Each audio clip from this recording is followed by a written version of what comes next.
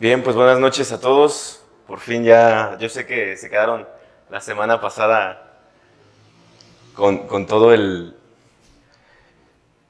por así decirlo, con el pendiente de qué pasaba. Pues bueno, vamos a empezar rezando las letanías de la humildad. En el nombre del Padre, del Hijo, del Espíritu Santo. Amén. Vamos a repetir, líbrame Jesús. Del deseo de ser adulado, del deseo de ser alabado, del deseo de ser honrado, del deseo de ser aplaudido, del deseo de ser preferido a otros, del deseo de ser consultado, del deseo de ser aceptado, del deseo de ser humillado, del deseo de ser despreciado, del deseo de ser reprendido, del deseo de ser calumniado, del deseo de ser olvidado, del temor de ser puesto en ridículo, del temor de ser injuriado, del temor de ser juzgado con malicia. Ahora vamos a repetir: Jesús, dame la gracia de desearlo. Que otros sean más amados que yo, que otros sean más estimados que yo, que otros crezcan en la opinión del mundo y yo me eclipse, que otros sean alabados y de mí no se me haga caso, que otros sean empleados en cargos y a mí se me juzgue de inútil, que otros sean preferidos a mí en todo, que los demás sean más santos que yo, con tal de que yo sea todo lo santo que pueda. Oh Jesús, que siendo Dios te humillaste hasta la muerte, y una muerte de cruz, para ser ejemplo perenne que confunda nuestro orgullo y amor propio. Concédenos la gracia de aprender y practicar tu ejemplo, para que humillándonos como corresponde a nuestra miseria aquí en la tierra, podamos ser ensalzados hasta gozar eternamente de ti en el cielo. Amén. Bien, pues vamos a continuar. Bien, la sesión pasada nos habíamos quedado cuando ya por fin la ACJM propiamente da la orden al ingeniero de poder tomar acciones contra Obregón, el supertirano. Y a partir de ahí salen, por así decirlo, en esta historia dos personajes. En realidad son tres, pero ellos dos compartirán el paredón con el ingeniero.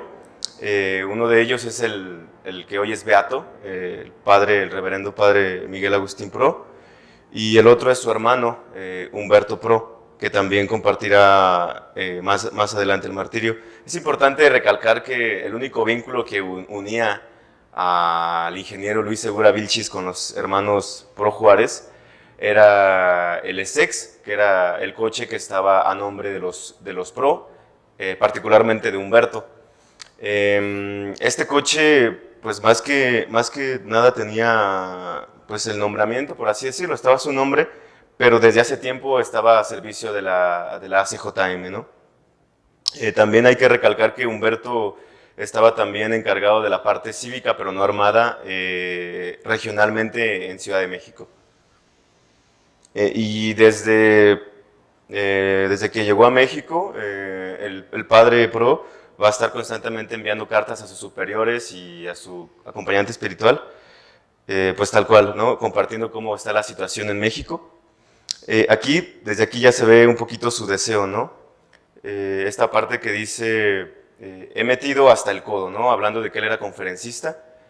Y él habla del martirio y dice, ojalá me toque la suerte de ser de los primeros o de los últimos, pero ser del número. Si así es, prepararé sus peticiones para el cielo.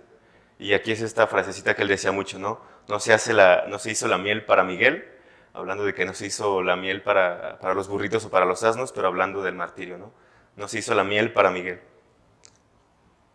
Y bueno, estos son fragmentos de algunas de las cartas que él enviaba a sus superiores. Como les digo ahí, mis hermanos carnales estaban metidos hasta la coronilla, con todo en la liga, ¿no? Y él, siendo parte también de las conferencias, pues también. Aquí lo dirá en el segundo párrafo, ¿no? En ese tiempo fui nombrado jefe de conferencias y esto sí que me sacó canas verdes, pues los tales conferencistas eran lo más grande de la juventud capitalina, gente de talento y de carrera, que me embestía con preguntas de filosofía, moral, sociología, escritura y sobre todo de política y cívica. Y les di conferencias y las di al público, pasando del alfombrado salón al templete de una bodega del auditorio perfumado y culto al francote y grosero del gremio obrero. Y bien, aquí hablará particularmente del estado de Jalisco. Dirá que, bueno, es un ejemplo lo que hacía la ACJM particularmente para el mundo, no solamente para el país, sino para el mundo, ¿no?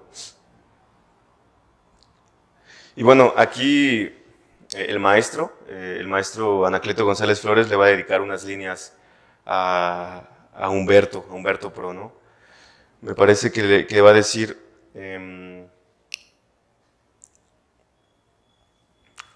Anacleto señaló a Humberto y me dijo, ese chico revela notable talento y dotes morales que harán de él un elemento valioso para la acción católica. Me parece que Humberto estuvo un tiempo, al menos unos días, por un tema de formación en 1916 y 1917, y es donde Anacleto lo va a conocer. Y bueno, aquí hay una pequeña semblanza de Anacleto, perdón, de Humberto Pro, y sobre todo cómo era miembro importante de la ACJM, como les mencionaba la sesión pasada. El ingeniero y Humberto pues se daban a conocer mucho en las conferencias. También hay que resaltar que cuando empieza el movimiento armado, Humberto se levanta en una región del DF, pero por cuestión económica y de hombres se regresó y continuó ayudando al ingeniero. Y bueno, aquí ya se viene un poquito lo que van a preparar el segundo atentado contra Obregón. El ingeniero vendrá a Guadalajara, buscará a 3 de sus amigos, entre ellos Jorge Telles Vargas, José González y Juan Tirado, ¿no? Estarán al tanto de los movimientos de Obregón, y dado que hubo un comunicado de prensa que Obregón se movería de nuevo a la Ciudad de México, pues estarían pendientes para poder interceptarlo. Estaban pendientes, bueno, si se vendría en tren o si se vendría de nuevo en el Pullman, ¿no? Aquí una pequeña foto de los tranvías de aquella época. Este es un auto Pullman. Estuve leyendo un poco, así a grandes rasgos, eran autos que una misma compañía de trenes hacía. Entonces se puede ver que pues también eran autos un poquito más duros, ¿no? Y bueno, particularmente no sé si era un modelo exacto, pero era el que usaba Obregón. Y bueno, aquí otra vez habla de las órdenes que ya poco a poco va a ir tomando el ingeniero, primero consiguiendo una casa y bueno, pidiendo también un auto, ¿no? Para poder pues moverse, ¿no? Y bueno, este es un Essex. Es el auto que tenía los Pro. Es parecido también, no estoy seguro si es el modelo exacto, pero es un auto parecido, ¿no? Y bueno, aquí hay una frase que describe mucho las ideas, ¿no? Del Beato, bueno, no del Beato, perdón, de Humberto Pro. Esto que dice, bueno, el ingeniero pide un auto a la liga, no les dice para qué va a ser el auto, pero les dice que va a ser para un asunto importantísimo, ¿no? Entonces, como Humberto lo tenía para su uso personal, él va a externar esta frase, ¿no? Cuídenlo muchísimo, pues sería una lástima perderlo, ya que tanto servicio nos presta. Aunque tratándose de esas cosas, no importa perderlo todo, hasta nuestra propia vida, ¿no? Ahí vamos viendo un poquito la semblanza de Humberto Pro, ¿no? Y bueno, van a llegar a la casa de Troya. Bueno, primeramente van a estar en Guadalajara, se van a encontrar, van a poder charlar un poco. Y después, bueno, van a estar ya en la casa de Troya y el ingeniero va a platicar con ellos y comienza el diálogo tal cual, ¿no? Muchachos, vamos a intentar ejecutar a Obregón para salvar a la patria. ¿Están dispuestos a realizar esta gran obra? Sí lo estamos, respondieron a coro los otros 3 miembros de la ACJM. Vamos a jugarnos la vida, compañeros, añadió el ingeniero. La suerte de uno la corra a todos los demás. ¿Lo juramos por Cristo? Sí, respondieron firmemente los tres jóvenes, por Cristo lo juramos. En marcha pues, que ha llegado la hora. Entonces, ahí como les menciono, van a llegar a la casa de Troya, el ingeniero se va a entrevistar con Velázquez Vargas, y bueno, Velázquez Vargas lo va a querer como convencer de que no lo haga, que él es muy importante para la liga, que mejor designe esa decisión a sus colaboradores. Y bueno, el ingeniero dirá como que sí, bueno, sí, está bien, lo voy a delegar, pero pues solamente lo dijo para, por así decirlo, quitárselo de encima, ¿no? Aquí hablo un poquito de esa cuestión. A ver, aquí lo repetí.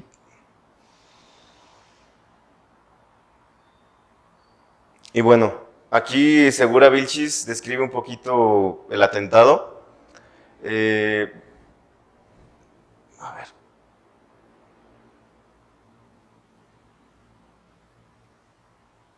Bueno, este es otro diálogo. Le van a enviar un telegrama al ingeniero y esta es parte del plan, ¿no? Me avisan de Guadalajara que Obregón viene en el tren de pasajeros, por lo mismo no podemos volarlo. Porque bueno, no habían desechado todavía ese otro plan de volar el puente, ¿verdad? Tú dirás si lo hacemos a lo hombre. ¿Cómo a lo hombre?, preguntó José. Sí, desde que llega Obregón lo vigilamos y en la primera oportunidad que se nos presente, le arrojamos unas bombas de mano o lo matamos a balazos. Bueno, como tú mandes, respondió José. Y bueno, voy a ponerles parte de la declaración del ingeniero.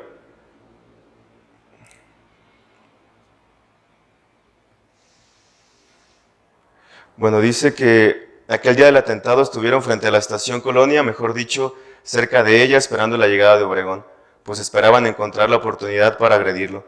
Como no pudieron hacerlo, en ese lugar se dirigieron a las calles de Jalisco, donde vive el divisionario, quien había penetrado a su habitación, que lo esperaba en la esquina. Y luego se salió acompañado de otras personas. Siguieron su coche por todas las calles de su recorrido hasta llegar al bosque de Chapultepec. Y que al llegar cerca del lago emparejaron su coche al de dicho general, arrojándole, como antes se ha dicho, 3 bombas de dinamita. Que quien hizo disparos con la pistola fue Naún Ruiz, por ser el único que llevaba pistola, que después huyeron perseguidos por unos acompañantes, mismos del general Obregón, que venían haciendo fuego hasta llegar a la esquina que forma las calles Insurgentes, Niza y Liverpool, en donde chocaron contra un automóvil Ford, que luego corrieron sobre la avenida Insurgentes hasta llegar a donde esta hace esquina con la calzada de Chapultepec, en donde aprendieron a 2 de los acompañantes. El declarante, al chocar su coche, dio la orden de que cada uno se fuera por su lado y que al llegar a la esquina de Chapultepec abordó un tranvía y se fue en él, dirigiéndose después a la Plaza de Toros, en donde estuvieron un rato, que el declarante asume toda la responsabilidad moral y material y es el autor del atentado dinamitero, de cual fue director, que no tiene nada más que declarar. En lo dicho se afirmó y ratificó previa lectura, formando el margen para constancia. Bueno, ahí les agregué bueno, después va a estar la declaración también de Juan Tirado Arias, que bueno, es muy similar. La cuestión es que a Tirado por así decirlo, lo tomaron rápidamente porque cuando saca la cabeza, o al menos así lo entiendo yo, cuando saca la cabeza Naún, que era el copiloto, para disparar, pues le dan un tiro en el ojo y cae sobre las piernas de Tirado. Entonces Tirado tenía todo el pantalón lleno de sangre, entonces pues rápido dieron con él. Este es un mapa que intenté medio esbozar, donde dice, no sé si alcanzan a ver, Museo Nacional Antropología, ahí está el lago, y de su lado derecho está el monumento a la madre. Esa, o al menos ahí era la estación Colonia. Entonces, primero de estación Colonia se movieron hacia el lago, y luego del lago pasaron por donde, ay, no necesito estar allá, pero bueno, acá hay otra foto del mapa. Se supone que la línea amarilla es la calle Liverpool, la calle azul es la calle Niza y la calle naranja es Chapultepec, ¿no? Entonces, van a chocar en la intersección entre la línea amarilla y la línea azul y van a huir por la línea naranja, ¿no? Aquí otra más cerquita, Liverpool, Niza, y abajo la calzada de Chapultepec. Y bueno, esta es una foto del auto de Obregón y su comitiva después del atentado. Vemos que el auto está un poco dañado. Obregón tendrá algunas heridas en la cara, pero nada de gravedad. Hay que recalcar que Obregón llega a la casa de este jefe de división, cambian por un auto Cadillac y se van sus amigos en otros 2 carros. El general Obregón no acostumbraba a dar paseos, pero por alguna razón querían matar el tiempo quizás para llegar a los toros, y fue cuando llegaron el ingeniero y su comitiva. Y bueno, una de las bombas no estalló, también hay que precisar eso. Sí, José González huyó, el ingeniero huyó, bueno, y tirado, y Nahum Ruiz estará grave y pasará varios días en el hospital. Y bueno, aquí hay una particularidad, porque hay 2 versiones en cuanto a este diálogo. Porque una versión es esta, que cuando hubo todo ese embrollo, llegó el ingeniero y saludó al presidente, bueno, al candidato a presidente, que será después más tarde presidente electo, y le dice: ¿qué pasa, mi general? Se apresura a preguntar, y le responde Obregón: es un atentado de los fanáticos, responde el general, mientras sus ayudantes recogen al herido y hacen una inspección del coche abandonado. Es incalculable lo que hacen estos clericales, agrega el espontáneo. Sírvase usted a aceptar mi protesta, general. Aquí tiene usted mi tarjeta, por si algún servicio le puedo prestar. Y en la tarjeta decía: Luis Segura Vilchis, ingeniero. Era nada más y nada menos que el cabecilla que dirigía el atentado y que personalmente le lanzó unas bombas hacia unas calles, ¿no? Es curioso porque el ingeniero lo tenía pensado desde un momento, porque iba a ser su coartada. Él pensaba que si en algún momento no funcionaba, o al menos también fue una idea que salió en el momento, ¿no? Lo más probable es que se hayan encontrado en los toros, pero de que hubo un diálogo entre los dos, hubo un diálogo, porque después el mismo Obregón va a hacer la coartada y va a pedir la liberación del ingeniero, ¿no? Entonces era un hombre muy listo y también muy frío, ¿no? Y bueno, después también el ingeniero va a ir con Palomar y Vizcarra. Hay algunos que dicen que le dijo que lo había logrado, y hay otros que dicen que pues supo desde un momento que había fallado, ¿no? El autor Andrés Barquín menciona que dice que lo mató, que está consumado, que lo hizo. Pero cuando va a los toros y lo ve en los toros, pues se da cuenta que no. Y es ahí donde es la otra versión, que se acerca y que tienen este diálogo, ¿no? Mi general, porque traía pues, heridas en la cara Obregón. Y bueno, también era un mensaje de Obregón, ¿no? De, pues me quisieron matar, pero véanme que no me pasó nada y que estoy aquí, ¿no? Entonces pasará lo mismo. Y bueno, esto va a ser importante para la conversación que tendrá después el ingeniero con la policía, ¿no? Y bueno, aquí entra Basail, que fue el agente como encargado de hacer la investigación propia del caso. Basail primero se va a encargar de saber la dirección de Nahum Ruiz, que es el herido. Posteriormente va a dar la dirección y bueno, va a empezar a hablar con los allegados de Nahum, particularmente con la esposa de Nahum, que es Luz del Carmen. Esta mujer nunca estuvo de acuerdo de que Nahum participara de lleno en la ACJM. Y como Nahum ya llevaba días que dormía en la casa de Troya, pues no le parecía, ¿no? Se palpaba un rencor de la esposa hacia los compañeros de Nahum. Entonces, Velázquez Vargas, que era el otro colaborador de Luis Segura, le va a comentar: oye, esta mujer ya ha venido 3 veces y la he calmado 2 o 3.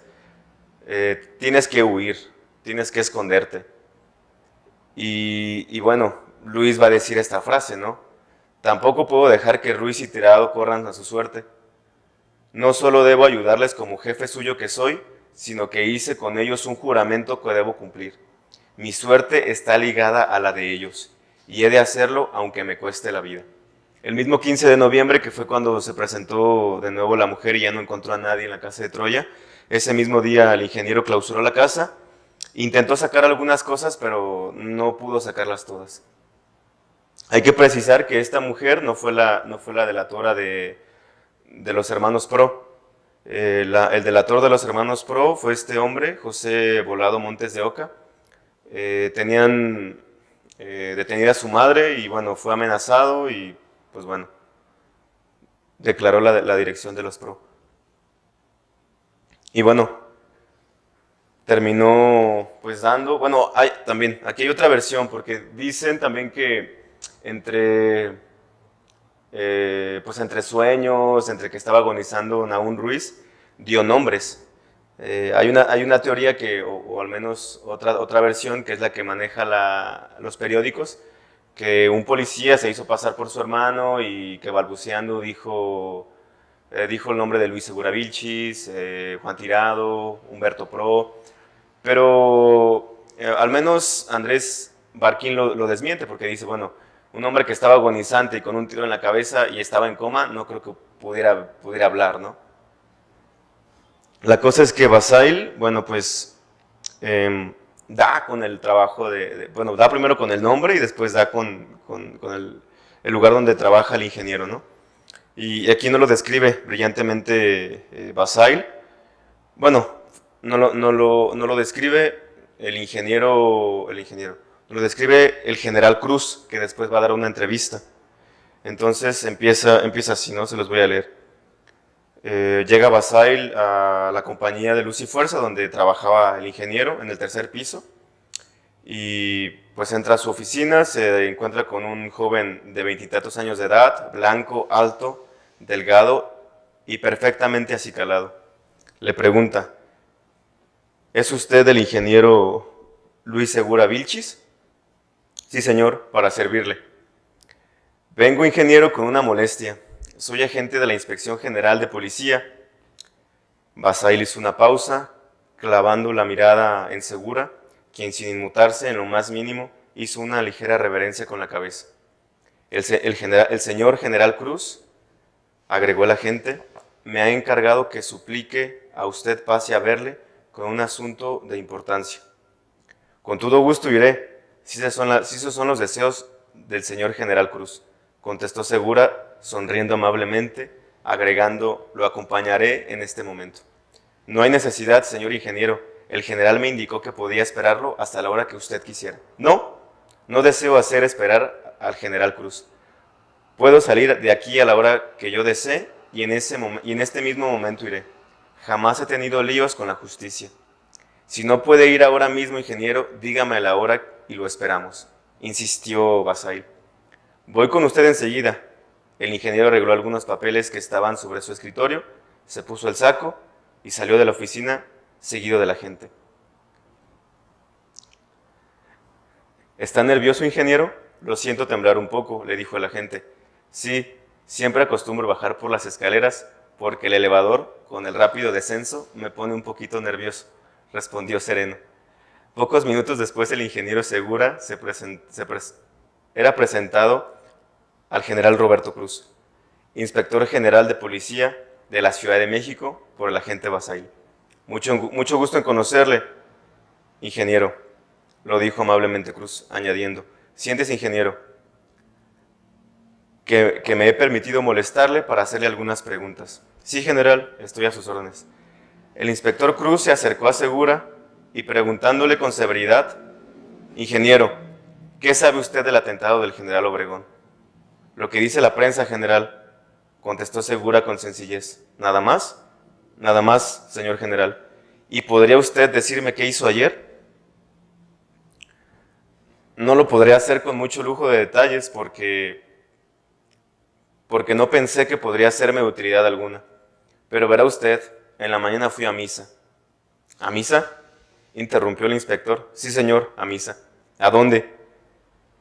General, me va a permitir guardar el secreto porque sé la pena en que incurran las personas en cuyos domicilios se dice la misa. Muy bien, pero dígame, ¿es usted católico? Sí, señor, católico, apostólico y romano. Continúe. Después de la misa fui a comer a casa y como a las 2 de la tarde me fui a los toros. Va usted a ver, porque aquí traigo el talón del boleto. Segura se buscó en los bolsillos del saco hasta encontrar la contraseña y mostrando la cruz añadió sonriendo. La corrida fue fenomenal. Estaba yo cerca del General Obregón. Me acuerdo que brindaron a usted un toro.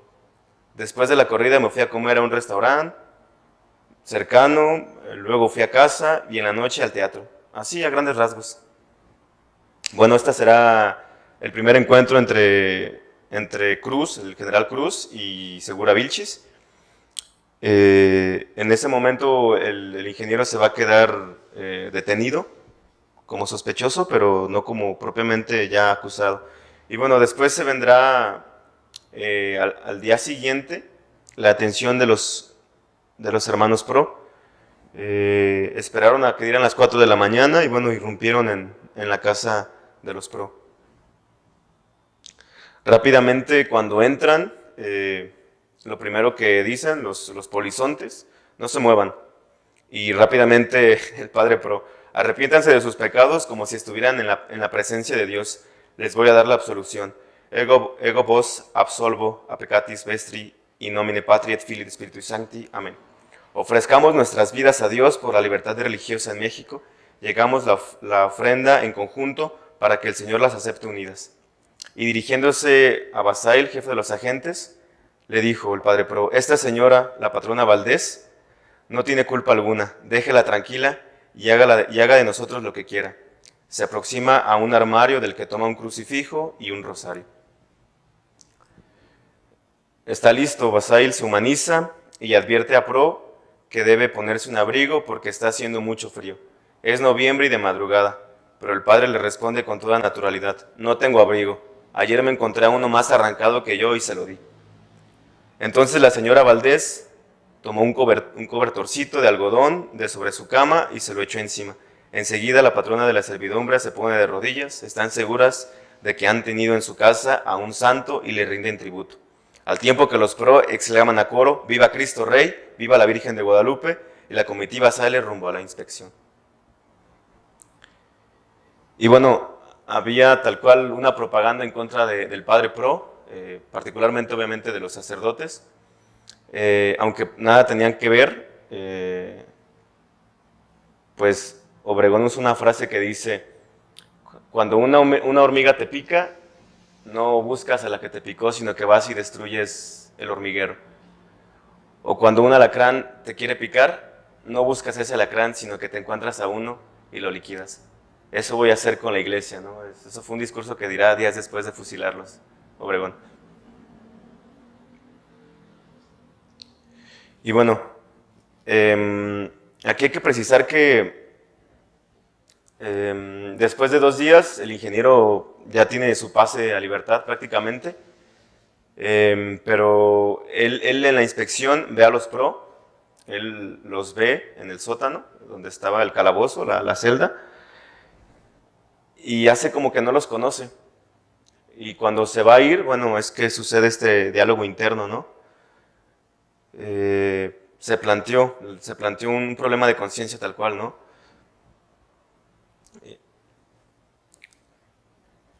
El dilema más trascendental de su corta existencia es que si él salía en libertad, sin revelar que él tenía la responsabilidad, en este intento de tiranicidio, del cual obviamente él había sido la mente, y si no decía nada, pues iban a matar a los Pro, ¿no? Sin tener ellos la culpa.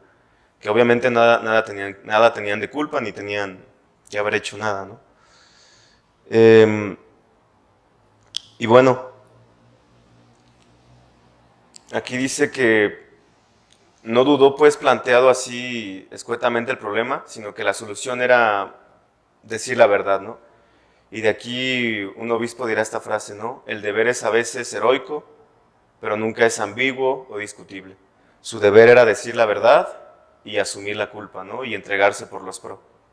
Aunque bueno, sabía que eso no garantizaba que los iban a dejar libres. Y bueno, este diálogo es de Roberto Pro Juárez, que fue de los 3 hermanos Pro que iban o que estuvieron en la inspección, pero que minutos antes de que lo fusilaran también a Roberto Pro, llegó un amparo y no lo mataron. Y bueno, él va a decir esto, dice: en los interrogatorios previos, Segura echó mano de su hábil coartada, recurriendo en abono de su inocencia al testimonio del mismo general Obregón, a quien había saludado en la Plaza de Toros. El divisionario identificó a Segura y corroboró ampliamente la verdad del hecho, lo cual cambió violentamente el panorama para el inculpado. A punto de salir en libertad, pudo percatarse de que corría ya en las oficinas de la inspección la noticia de que los hermanos Pro, en unión con Antonio Tirado, iban a ser ejecutados. Entonces Luis Segura pidió hablar con el general Cruz y le ofreció relatarle la verdad de los hechos, a condición, bajo su palabra de honor, de la libertad de los hermanos Pro, que eran completamente ajenos al atentado. El general Cruz empeñó su palabra y entonces Segura se adelantó abiertamente, como el principal actor, a sabiendas de su sacrificio, libraba de la muerte a los inocentes Pro. Bien, entonces va a regresar el ingeniero y va a entrevistarse de nuevo con el general. Este es fragmento también lo que les mencionaba de luego una entrevista que dio el general Cruz hablando de toda la cristera. Y bueno, lo podemos ir leyendo juntos. Dice: General Cruz, dice el ingeniero, ¿me da usted su palabra de honor de que solo serán sacrificados los responsables del intento de matar a Obregón, de quien serán puestos en libertad los demás presos que no tomaron parte activa en él y que están acusados de ser los autores ejecutores del mismo, si le digo la verdad sobre este asunto? Y bueno, el general Cruz, como buen revolucionario masón, le dijo que sí, pero no cumpliría su palabra. Pues bien, sí, ingeniero, pues bien, general, el actor, director y ejecutor del intentado de la ejecución del general Obregón, llevado a cabo el 13, soy yo. En la realización del plan me ayudaron aún Lamberto Ruiz, Juan Tirado Arias. Los hermanos Pro Juárez nada tuvieron que ver en este asunto, pues si supieron lo que yo iba a hacer, ni tomaron parte alguna en lo hecho por mí. Va a decir el general: usted se burla de mí, ingeniero. Su inculpabilidad está plenamente probada, y el mismo general Obregón ha declarado en su favor. Lo que usted pretende es que los Pro salgan en libertad absoluta por falta de méritos, luego intentar usted salvarlos echándose la responsabilidad, para después que ellos estén salvos, arguir que usted es inocente, como lo es, y salir a sí mismo de plena libertad. No, general, no pretendo burlarme de usted, continúa el ingeniero. Quiero sí salvar a los Pro, porque es mi deber hacerlo así, ya que ellos no tienen responsabilidad alguna en el intento de ejecución de Obregón. ¿No es esto una maniobra de mi parte para salvarlos y arguir después de inocencia mía para quedar yo también en libertad? Sé que mi confesión me costará la vida, pero es para mí un deber de conciencia que seguramente usted no comprende. El proceder así, si usted procede así, ustedes matan a los Pro, después de que yo haya demostrado que son inocentes, ese será un crimen suyo y ninguna responsabilidad tendré yo, como la tendría si no hablara. Y hablo en serio, general, y con la verdad en los labios. Le voy a demostrar que es rigurosamente cierto lo que acabo de decirle. Yo fui el que planeó el atentado, yo los engañé, yo soy el culpable de todo, no hay más responsable que yo. Yo los conduje a esa casa abandonada y sorprendiendo su buena fe, que me maten a mí si quieren, en este mismo momento, pero que dejen en libertad a los que son y han sido inocentes toda su vida. Vuelva a su prisión.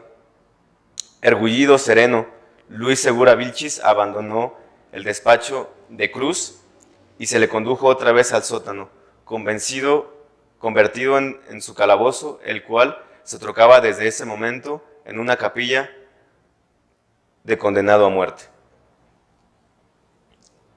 Y bueno, esto lo dirá en esta entrevista años después el general, y continúa un poquito ahí el diálogo. Qué hombre, el ingeniero Segura Vilchis. Este sí fue un hombre. Me impuso respeto desde el principio. A ese sí sentí que lo hubieran tronado. Solo que Roberto Cruz civilmente se prestó a ser instrumento para tronar, como él decía, a este gran mártir y a sus compañeros de martirio. Todavía recuerda las frases de Segura Vilchis, al que dijo después de escucharlo con asombro y profundamente conmovido al reanudar el diálogo. ¿Pero por qué intentó usted matar a mi general Obregón? Porque es un hipócrita perseguidor de mi fe, un asesino de católicos, un traidor a la patria, a la que intenta destruir en beneficio de los Estados Unidos, al servicio de cuyo imperialismo está. Entonces, ¿no se arrepiente usted, ingeniero, de haber intentado matar a mi general Obregón? Si 20 vidas tuviera Obregón, 20 le quitaría para salvar al catolicismo y a la patria tan omniosa de tan omniosa tiranía. Vuelva usted a su prisión. No olvide que soy el único responsable en este asunto y que reivindico para mí todas las consecuencias. Bueno, desde ahí vemos el carácter del ingeniero, ¿no? Tomando frente a una declaración y manteniéndose firme. Después habrá una declaración de Humberto, que bueno, él va a decir lo mismo que dijo el ingeniero, que vendió el Essex a José González y que José González se lo vendería después a Luis Segura Vilchis. Y, por así decirlo, las mismas declaraciones están en concordancia. También hablan del lugar donde prepararon las bombas. Y bueno, esta es la frase que les comentaba de Obregón, que dirá unos días después.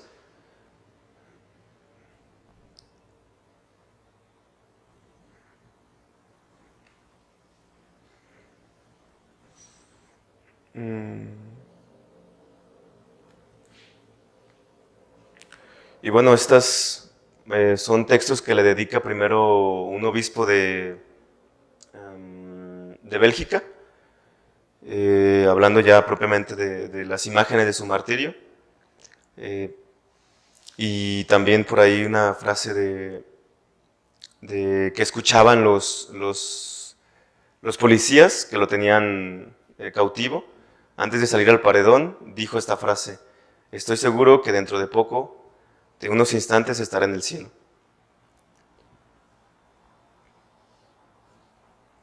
Y esta es una parte que dice la prensa, que durante todos los días Segura contestó a todas las preguntas de una manera tranquila, serena, y que nunca hubo alguna expresión de miedo o de duda. Y esta es una nota que meses después va a encontrar la madre Conchita, que se le inculparía del asesino de Obregón con Toral. Ella relata que vio un calendario perfectamente legible, encerrado el 23, y una frase que dice: ya se llevaron al pater, parece que será el fin. Y puso a Luis Segura Vilchis.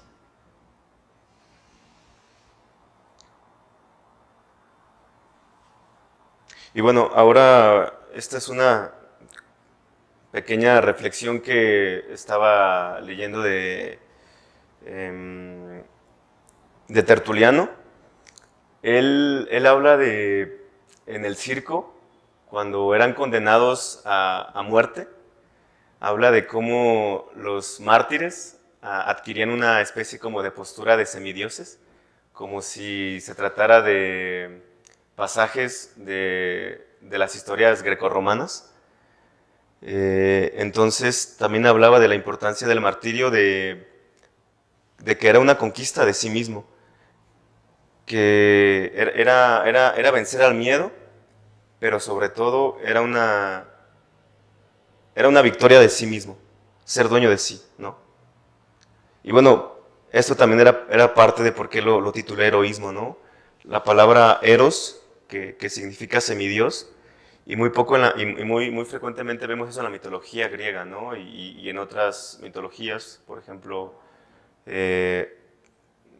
Odín y Thor, ¿no?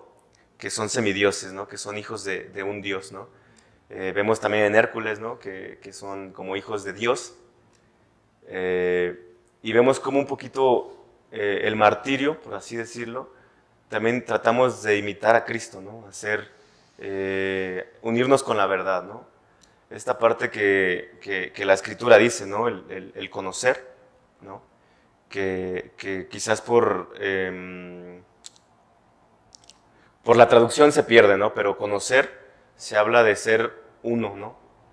Conocer, y lo vemos en ese texto de Lucas, ¿no? ¿Cómo es posible si yo no conozco varón, ¿no? O sea, vemos de que para conocer se habla de una unión así de profunda, ¿no? Como la del matrimonio, conocer, ¿no? Nos hacemos uno con la verdad. Bueno, el mártir hace eso, se hace propiamente uno con la verdad, ¿no? Aquí hay una foto del general Cruz, es el que tiene un puro en la mano. Están presenciando el espectáculo. Esa es una foto de Mascorro y pues la comitiva que va a fusilar al Padre Pro. Esta es la última petición del Padre Pro, que le permitan rezar. Esta postura que el Padre Pro adquiere, frecuentemente la hacía frente al sagrario. Allí está ofreciendo su vida y perdonando a quienes los van a fusilar. Ahí, instantes previos,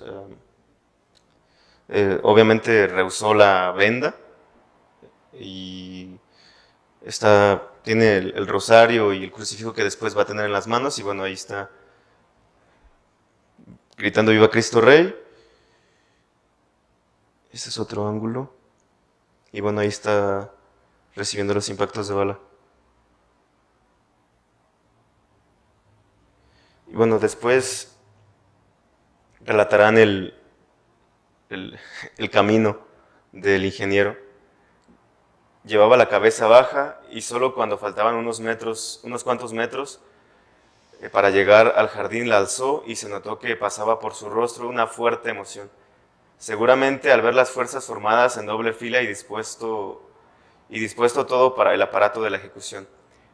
El profesionista sintió también la misma impresión del sacerdote Pro Juárez al ver las fuerzas que formaban el cuadro, pero instantáneamente se repuso y siguió caminando con una entereza y serenidad. El joven ingeniero, con la cabeza en lo alto, al andar flexible, es un bello atleta, es un vencedor. Su figura irradia sana juventud. Se sabe con el derecho de levantar alta la frente ante los que reconoce y van a verle morir. Una sonrisa viene a florecer en sus labios. Su serenidad hace visible en los que lo rodean el miedo al mañana, a la traición, al capricho del tirano que suda, abyecto a través de su máscara, intrépida y leal. Es la juventud católica mexicana que pasa. Y después su santidad, Pío XI va a decir: lo bien que combate en esta grande guerra que se puede llamar la batalla de Cristo, ¿no? Refiriéndose a la cristera y particularmente a los miembros de la CJM. Cuando lo veía también me acordaba mucho de la primera frase que decíamos en misa, ¿no? Et introibo ad altare Dei, ¿no? Entraré al altar de Dios, al Dios que alegra mi juventud, ¿no? Y bueno, este es un acercamiento. Y después le seguirán dedicando más líneas. Intrépida y leal es la juventud mexicana que pasa, un rayo de sol en un antro de asesinos. Ante el cadáver del Padre Pro se inclina, le contempla algunos instantes y rehúsa la venda que se le ofrecía. Por encima de los fusiles que se preparaban, vio sin duda la imagen de la Virgen protegiendo su casa y su madre, ahora y en la hora de la muerte. Entonces, los que miraban pudieron ver cómo se enfrentaba a la muerte un cristiano que sabe a dónde va su alma, como si hubiera tomado sobre sí toda la alvidez de una raza, toda la belleza de la juventud católica. Luis Segura se irguió, los brazos tras la espalda, la frente alzada, la mirada sobre los fusiles que le apuntaban al pecho, ofreciendo las balas sonriente. Impávido, soldado de Cristo, gran jefe, la descarga hizo desplomarse sobre la cabeza, el costado derecho, esa radiante juventud. Calles apuntaba bien, a la cabeza. Bueno, y hacen esta analogía de apuntar a la cabeza porque, bueno, los primeros que caen, sabemos que entre ellos estaba el maestro, que fue el que hoy es beato, Anacleto González Flores, y bueno, también el ingeniero. Aquí vemos la parte derecha de la imagen, el cuerpo del padre Pro sin vida, y como lo relataba, ¿no? Poniendo el pecho para las balas. Otra imagen con un poquito más de calidad.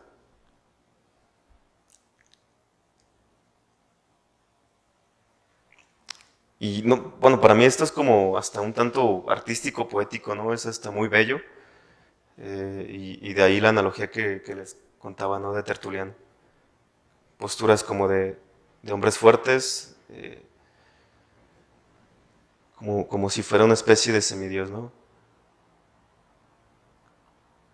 Y bueno, esta frase se la dedicará después el general Cruz. Que lo hagan santo si quieren, ¿qué esperan? A mí me da igual, me tiene sin cuidado. Bien saben que si Pro es elevado a los altares, como dicen los católicos, no será santo de mi devoción. Vi en él a un hombre como todos.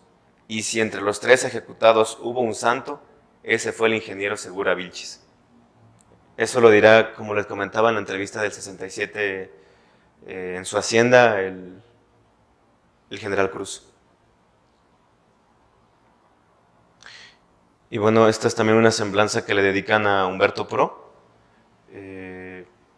cómo su trabajo en la CJM lo hizo hasta el final. Emperó en su semblante la fatiga, no lograba esfumar su gesto vigoroso, como no logró ni en el espectáculo de ver los cadáveres de su hermano, el padre, y de Luis Segura Vilchis caídos sobre su sangre en el lugar en el que a su vez habría de colocarse para ser fusilado como ellos. Y bueno, vemos esta foto un tanto borrosa, pero es similar, Mascorro, la comitiva y Humberto Pro en el centro. Y bueno, ahí está la postura que tomará Humberto Pro, ciertamente al centro. Vemos a la izquierda de Humberto al padre Pro y a la derecha al ingeniero. Ahí están recibiendo los impactos de bala. Y bueno, después se vendrá el humilde Juan Tirado. Este es el cobertorcito que le dio la mujer al padre Pro. Bueno, pues después lo tendrá Juan Tirado. Recalcar que Juan Tirado estuvo varios días en la inspección, lo torturaron, pero jamás dijo nada.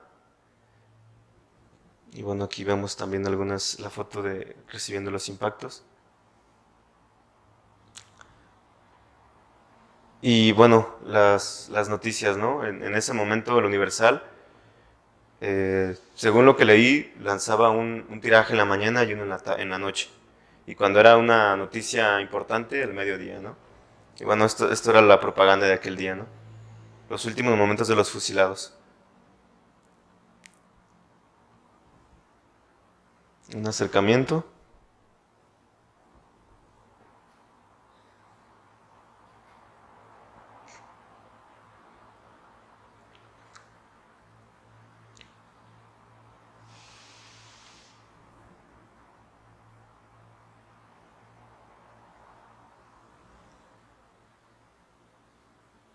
Ahí podemos ver, no sé si alcancen a ver, me parece que el número 7. Ahí el ingeniero está volteando a la derecha. Ahí está viendo el cuerpo sin vida del padre Pro. Y vemos abajo del número 7 que están rematando ahí al ingeniero.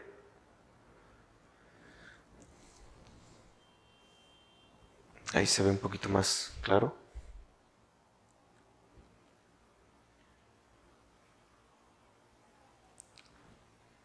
Me parece que en la foto de su derecha, hasta abajo, ahí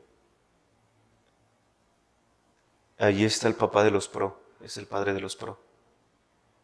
El que se alcanza a ver como más canoso, o sea, de la esquina para acá el segundo, es el papá de los padre Pro, de los hermanos Pro, perdón. Y bien, este es otro, me parece que se fue un día antes, porque aquí, esta foto del ingeniero es la que yo tengo de inicio, la que tenía como de portada, la que tengo de WhatsApp también. Em, Ahí es donde toman las fotos como de los que entran a la comisaría. Y bueno, de esta señora que era la propietaria de la casa, ¿no?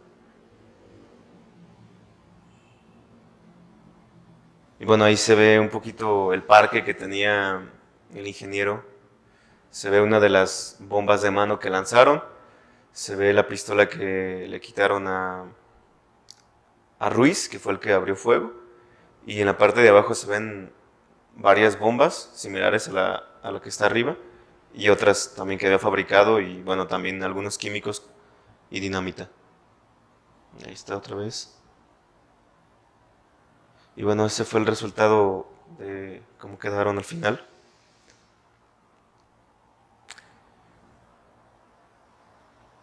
Bueno, esa es una alegoría que después harán para su beatificación.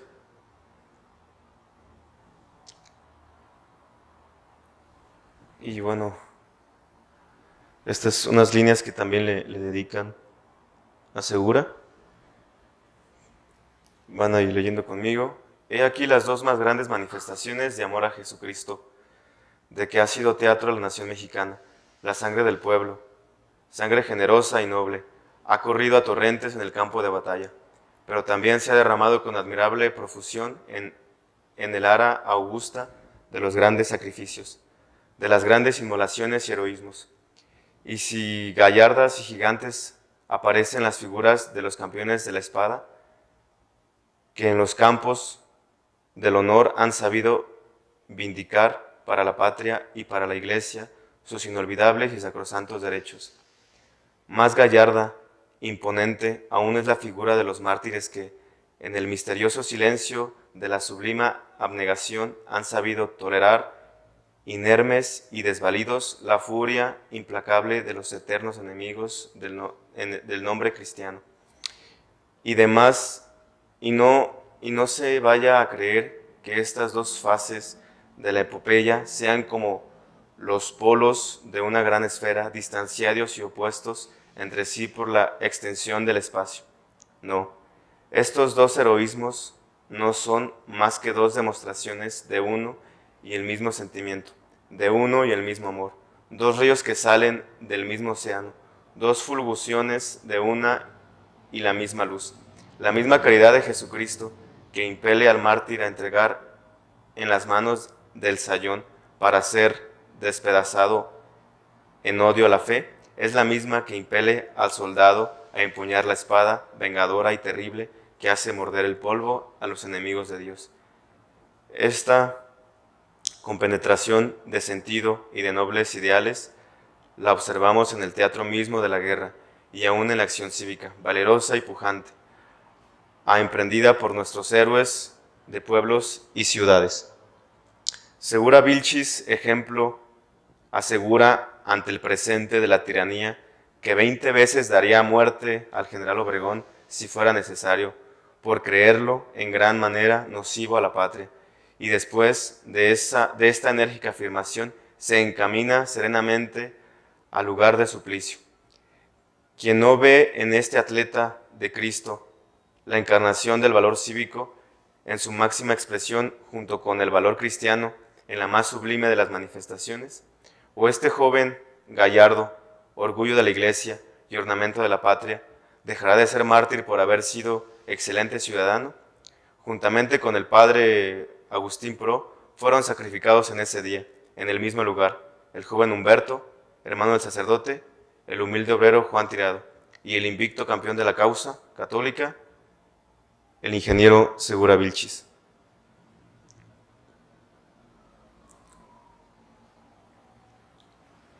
Este último mártir es de una talla tan colosal que queda uno asombrado al considerar cómo en un alma pueden juntarse a la vez grande y refinado civismo, con un amor tan alto y sublime que emula al de los más grandes santos de la Iglesia.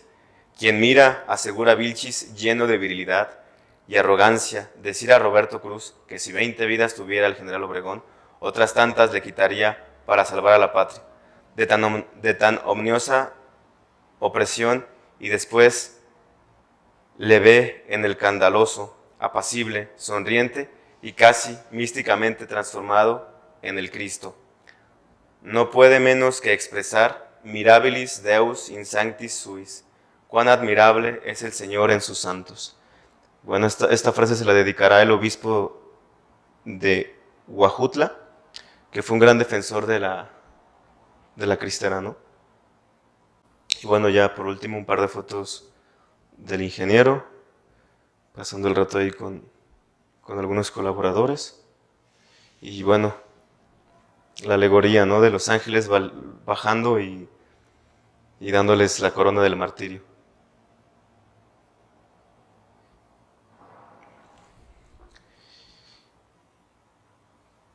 Y bueno, con esto terminamos. Muchas gracias.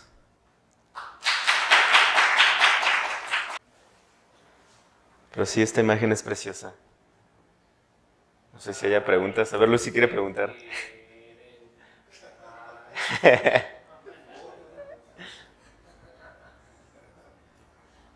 También se puede agregar, o algún comentario. A ver, Nico. Primero, Abraham, muchas gracias por la conferencia.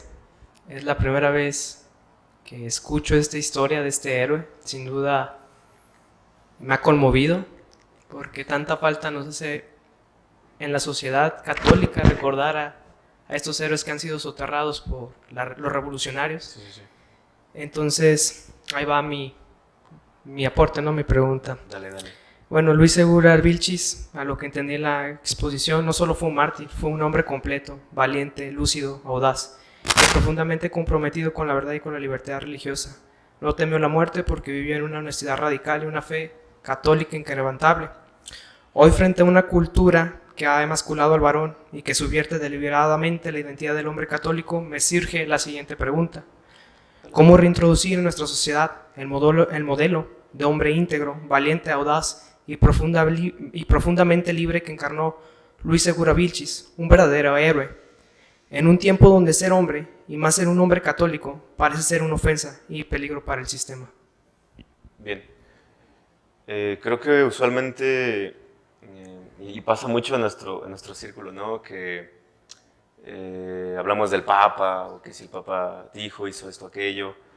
Creo que si nosotros queremos que haya buenos obispos, queremos que haya buenos curas, pues bueno, tenemos que empezar con nosotros, ¿no? Tenemos que asumir la vocación, ¿no?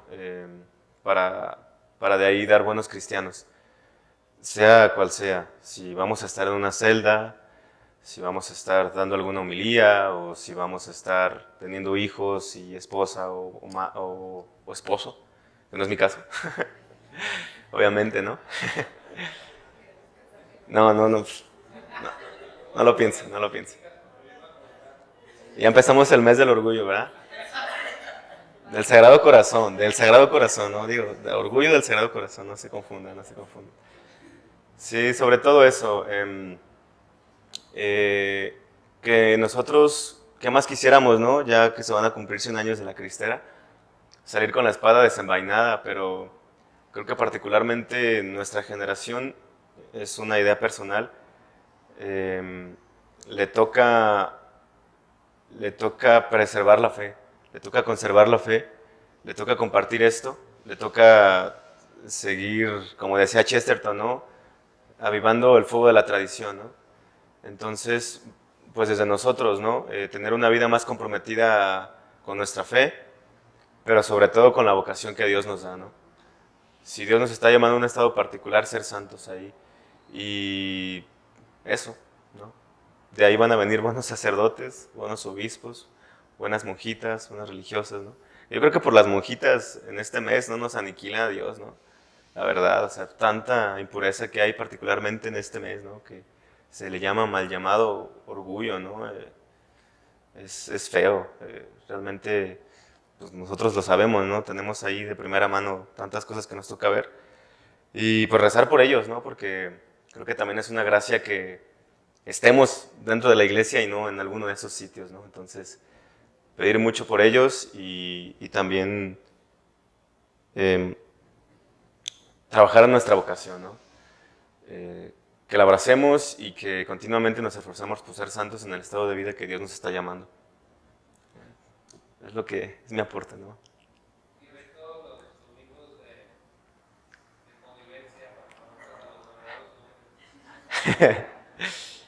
A todos, invitados, primeros domingos de cada mes, todos.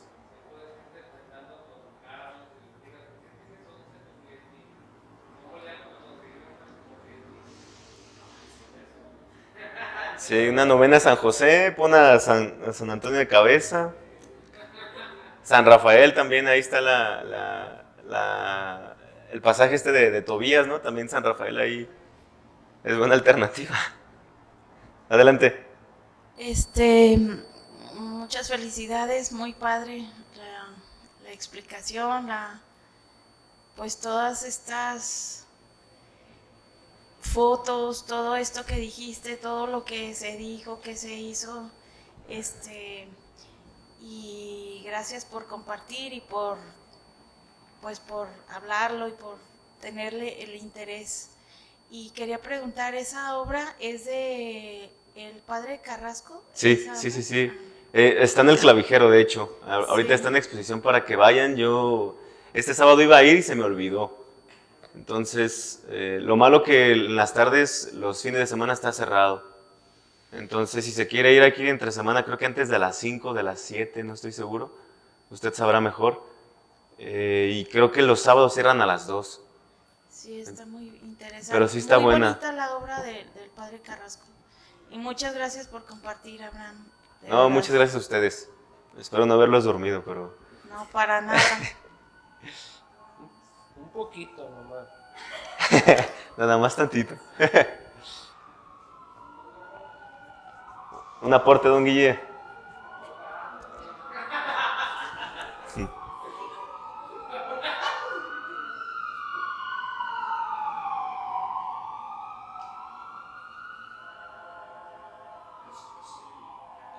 Ajá. 1000 diapositivas.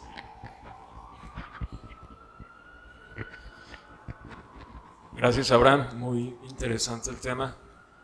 Me queda como dos preguntas o como dudas. La primera, en este pacto que hacen ellos, Ajá. quizá especulando, pero ¿no hubiera sido mejor? O bueno, una forma de verlo que estamos especulando, ¿no? Sí, sí, Y sí. me interesa tu opinión. Ajá. El vivir para luchar otro día, ¿no? Sí. Respecto a Luis Segura, porque, o sea, se ve que tenía una mente súper ágil, Sí, se ve sí, que sí. sabía la coartada. Les falló el tema del auto, porque entiendo que lo vincularon a los pro porque no cambiaron el registro del auto, entonces Sí, quedó el sí, nombre sí. del anterior dueño y de ahí se agarraron los otros como pretexto. Sí. Pero eso, realmente esa es una como, o sea, ¿qué opinarías de eso? De siendo la cabeza que era Luis Segura, vivir para luchar otro día. Y la segunda, supongo que no se va a dar, sé que no, pero ¿hay algún camino Como abierto? beatificación o algo así. Sí, esas dos. Muchas gracias. Gracias a ti, Adolf. Yo particularmente me hago esa misma pregunta porque digo, él ya había salido en libertad, él pudo aprender de sus errores, o sea, ya llevaba 2 intentos, ahora dicen que la tercera es la buena, ¿no? Pero yo creo que el foro interno particularmente es algo como tan particular, o sea, él teniendo y viéndolos en prisión, porque pudo haberse ido, claro, pero creo que fue más su celo por la verdad, pero saber que pues va a haber sangre de ellos, ¿no? Creo que fue lo que lo hizo detenerse, ¿no? Yo también hubiera dicho, bueno, pues pudo haber intentado otra vez, pero también yo creo que, y me ha pasado, ¿no? Esa tentación del amor propio luego en las cosas que hacemos, ¿no? Como de que, pues voy a hacer esta situación pero como para que vean que puedo y que soy bueno, ¿no?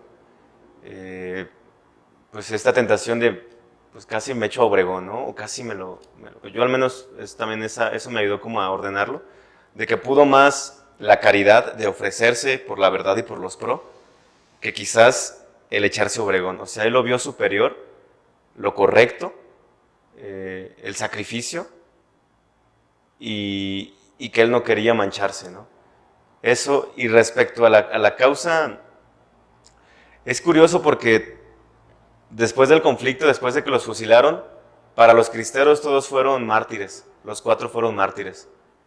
Obviamente el único que es considerado mártir y pues que es beato es el Padre Pro, ¿no? Pero el argumento pues es ese, ¿no? Es las armas, ¿no? Que tomó las armas y que intentó asesinar. Yo como lo rescato es que hay ejemplos, ¿no? Lo platicábamos con algunos amigos el otro día, yo los escuchaba que decían, bueno, es que también los mártires se les reconoce por alguna virtud, ¿no? Santa María Goretti, por ejemplo, ¿no? Se le considera mártir, pero pues, sabemos que la asesinaron porque querían abusar de ella, pero se le considera mártir de la pureza, ¿no? O sea, o por la fe o por alguna virtud. Entonces, en el caso del ingeniero, pues sí hubo una virtud, ¿no? Que fue la caridad y la verdad. Pero bueno, está este antecedente, ¿no? De que, pues... Y es que también a él lo fusilaron, sí, porque quisieron matar a Obregón. Y en cambio al Padre Pro, pues fue tal cual por la fe, ¿no? Pues eso.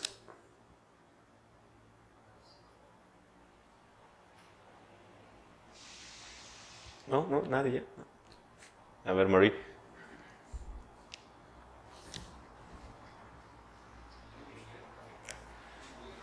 ¿Do Spanish English? Yeah. Come here para acá. ¿Por qué dio los nombres de Naomi y el otro cuando dijo que era responsable? Porque estaba delatando a ellos. ¿Cómo? ¿Por qué delató a Naomi y los otros? ¿Por qué dio esos nombres? Bueno, cuando lo entrevistan a él dice que los engañó y que los obligó. O sea que ellos no sabían. Cuando Basay lo entrevista, bueno, cuando declara ya con Cruz, él dice, me aproveché de ellos y de su buena voluntad porque ellos no tenían culpa. Cuando también el ingeniero empieza a dar nombres, dice José González. Ah, sí que José González me vendió el carro. Ah, sí que José González me rentó la casa. Bueno, es como decir Juan Pérez, ¿no? Entonces también el ingeniero daba nombres, pero daba nombres, o sea, que eran imposibles de rastrear. Ajá.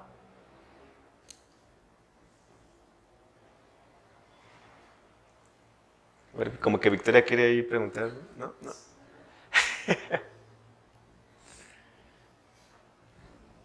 Don Cristino, ¿no? ¿No tiene pregunta?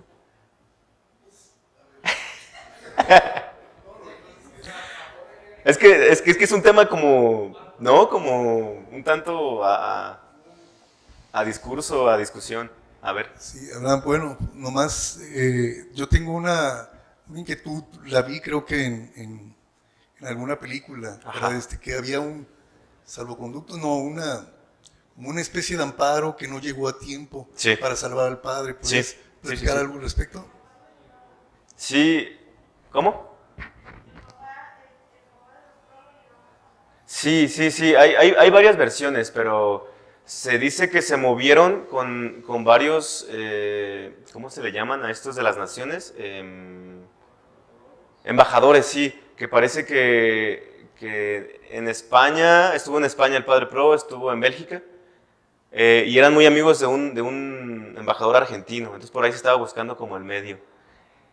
Se imprime, creo que se manda, y hay algunos que dicen que llega una llamada, y era cuando va saliendo Roberto Pro. O sea, va saliendo Roberto Pro, y ya habían matado a los otros 2 Pro, y justamente cuando va saliendo Roberto es que lo regresan, sí. Después la madre Conchita entró a la morgue, vio los 4 cuerpos. Y ella dice que en el tiro de gracia del Padre Pro se dibujó un crucifijo. Ajá, con la sangre se dibujó un crucifijo. Y hay otros que dicen que en la última misa que hizo el Padre Pro pudieron ver cómo se levantó del suelo, ¿no? Y en el momento de la primera descarga, que hubo un olor a nardo. Un olor a nardo, a nardos. Y la madre Conchita después dirá esto, que Humberto Pro estaba triste, pero estaba triste porque no lo mataron con sus hermanos. O sea, obviamente le dolía la muerte de sus hermanos, pero le dolía más haber perdido el martirio. ¿Mande?